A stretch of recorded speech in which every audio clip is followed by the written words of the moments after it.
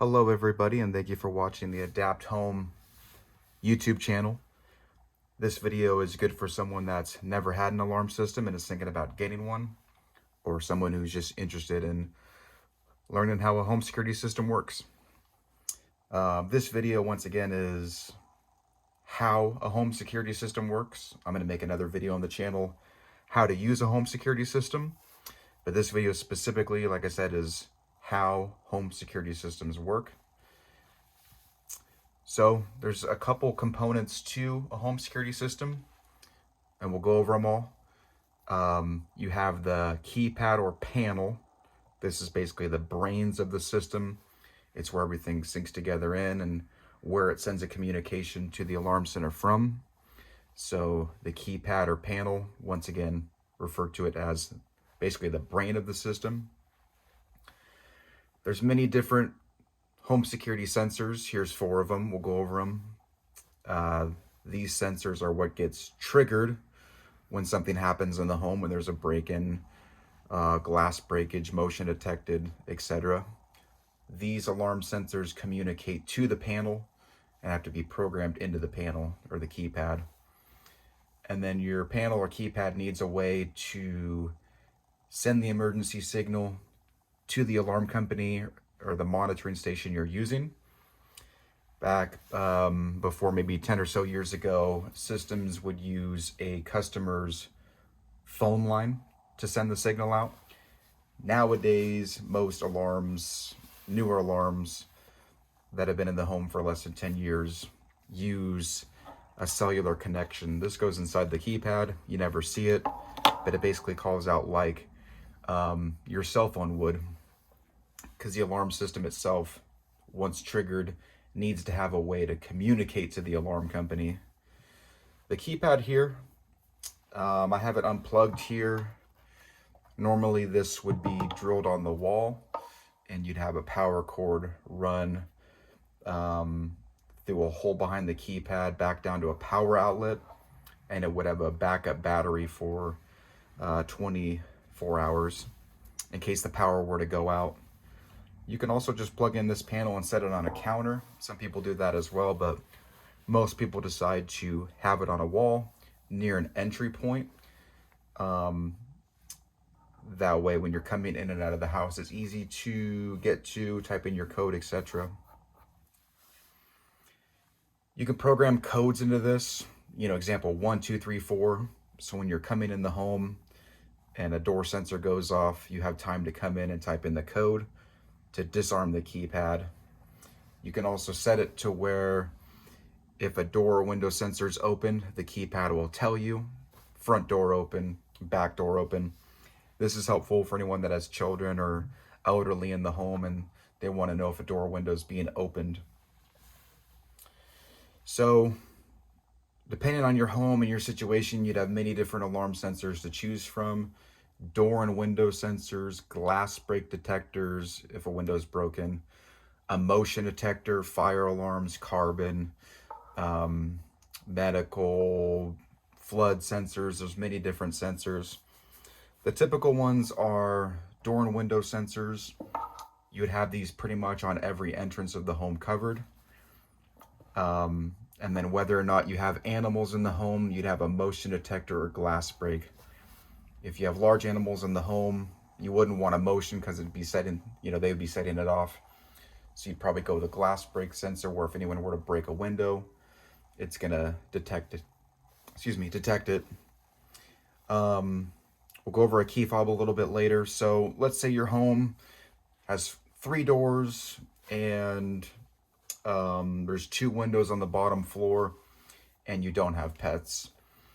So what would happen is a technician would come in, they would install these door and window sensors on all your entrance doors. This would go on the frame, this would go on the actual door, and if anyone were to open a door or window, it would signal to the alarm. If your system is disarmed, it would just say front door open. But if your system is armed, this door sensor is going to communicate to the keypad. And depending on the settings you have set up, Usually you'll have 60 seconds to type in your code. So let's say you open the front door, you're walking in the house, the system's going to go off. It's going to give you a 60-second countdown to go to the keypad, type your code in. Obviously, if you're not home and someone broke in the home, or you are sleeping and someone opened the door,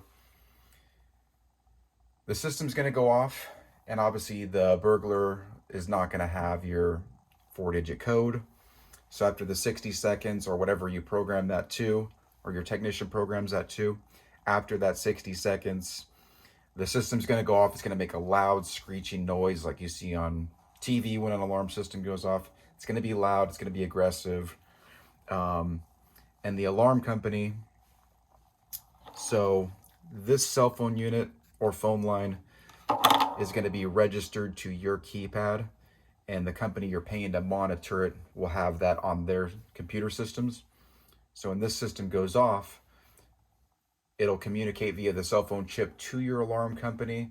They'll be able to pull up from their monitoring stations your whole profile, your name, your address, your phone numbers, your local police, fire, medical phone numbers.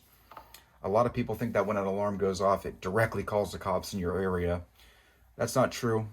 It calls the monitoring station that you're paying for per month or using per month. They in return are going to call you and the phone numbers you have on file to verify with you if it's a false alarm or not. If they can't get a hold of you, or they get a signal from you that it's an emergency, then they call your local authorities that they have on file, and every alarm company will have your local authorities' numbers. Say you live in Scottsdale, the alarm company is going to have the Scottsdale Police, Fire Medical's direct phone numbers on file.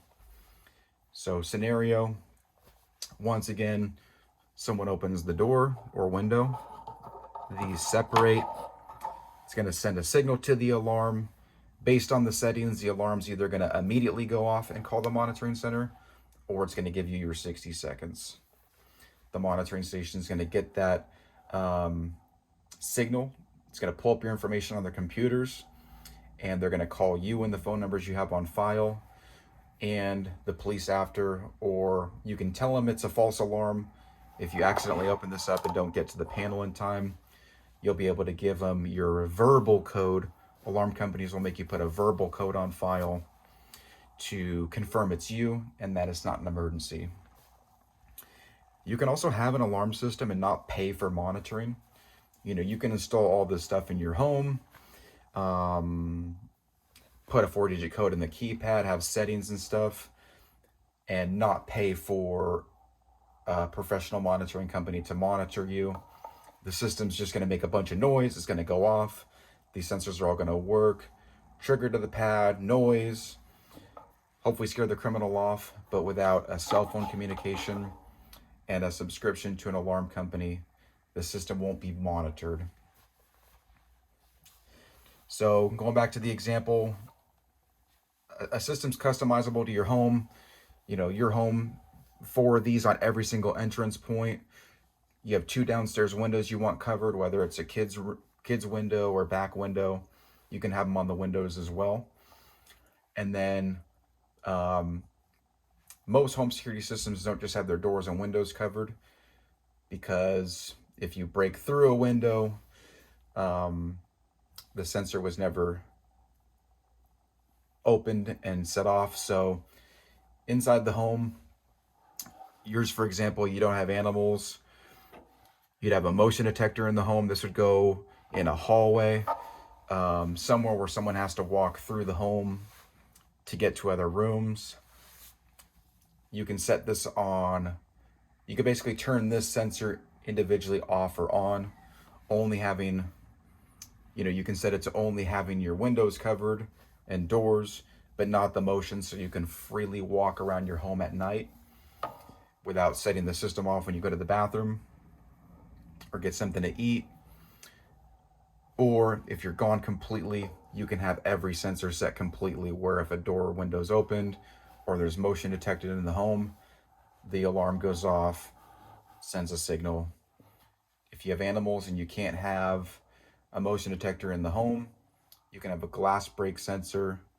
So if someone doesn't open one of those windows or doors, but breaks the glass to get in, this glass break will trigger the alarm panel and set the system off. I said it earlier, but you can also have medical pendants, fires, carbons, flood sensors, cameras, thermostats, all that stuff. And there's several different ways you can use an alarm system, set it. You can set it on the keypad, type your code in, leave the home, open the door, get back in, have your 60 seconds to disarm it or longer. You can use a key fob. This works within like about 100 feet of the keypad. So when you pull in your garage, you can disarm the system. When you're outside your front door, when you're in your driveway, you can arm or disarm the system. And then nowadays, if your system is cellular and not on a landline, you can get an app on your phone where you can control the system anywhere you have phone signal, where you can use apps on your phones. If you want to know more on how to use a security system, go to our channel. There's other videos on that. But just to summarize, every system has a keypad or panel. That's the brain of the system. That's where all the sensors you have in your home are programmed into. If any of these sensors are triggered, it'll notify the panel. That panel will respond based on the settings. If within a minute you don't type your code in, this keypad is going to use a cell phone chip or phone line to send a signal to your monitoring station. They in return will communicate with you to see if they need to send someone over, police, fire, medical. You can confirm that it's a false alarm and they won't send anyone over, or you can confirm that it's an actual emergency and you need to send the police or fire, medical over, or if they don't get a response from anyone, they will call the police, fire, medical. So these are kind of your three components: your brain, your keypad, your sensors, and how it communicates with the alarm system. Systems are very customizable to your home. Maybe you just want a medical pendant in the home and a fire and carbon detector. Whether that's for a senior citizen, or let's just say you don't really want an alarm system, but you have animals in the home. Well, you can have fires, carbons, flood sensors, and then maybe a glass break sensor in the home. Let's say you have a lot of doors and windows on the first floor and animals, and you want an alarm system. Well, you can have all the doors and windows covered, and then a glass break and fire. Let's just say, there's many different ways a security system can benefit anybody. If you're not home a lot and there's no animals in the home, you'll definitely want doors and windows covered on the first floor, and a motion detector and a glass break. I mean, you can, like I said, customize it to meet anyone's needs. And there's cameras, there's thermostats, there's door locks, lighting control. There's a security system for everyone's needs. So thank you for watching that video. I hope that explained how a security system works, how a monitoring company works. The monitoring company, once again, is the middleman between the equipment being triggered and the police in your area or fire, medical that respond to your home. So there's three parts to a security system: the panel, the brain, the equipment, and how it sends a signal. And then overall, there's three things when a security system works in general. You got your equipment, your monitoring company, which is the middleman, and then your local police, fire, medical. System goes off, communicates with the monitoring company. They communicate with the police, fire, medical in your area to come help. Thank you for watching that video. Please give us subscribe and like, and we'll be posting more videos soon. Once again, if you want to know how to use a security system, look on the channel here soon, and you'll be able to see that as well.